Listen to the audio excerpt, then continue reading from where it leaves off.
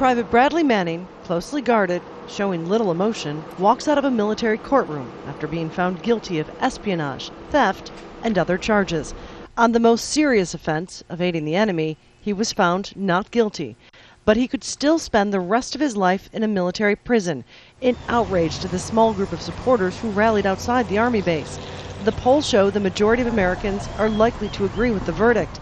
They believe he is a traitor and his leaks harmful to U.S. national security. Manning testified he wanted to start a conversation to make Americans aware this is what happens in war. They dehumanized the individuals they were engaging and seemed to not value human life.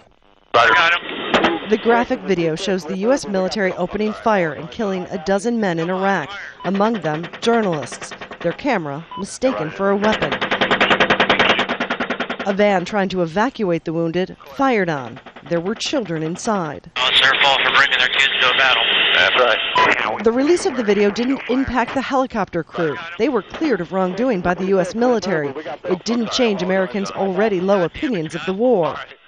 Manning also gave WikiLeaks hundreds of thousands of diplomatic cables detailing the most private thoughts of U.S. diplomats all around the globe. That seems to have had little impact on the American public, but a former ambassador says it has hurt U.S. foreign policy.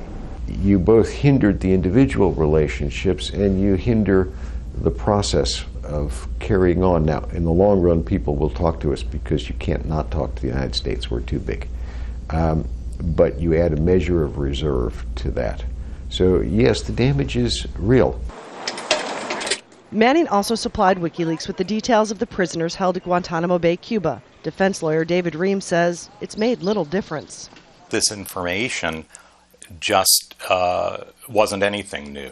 And even if it was new, it presented the detainees in a terrible light, didn't give our side of the story. So again, I come back to the thought that it was really the shock and embarrassment of the fact that they were leaked.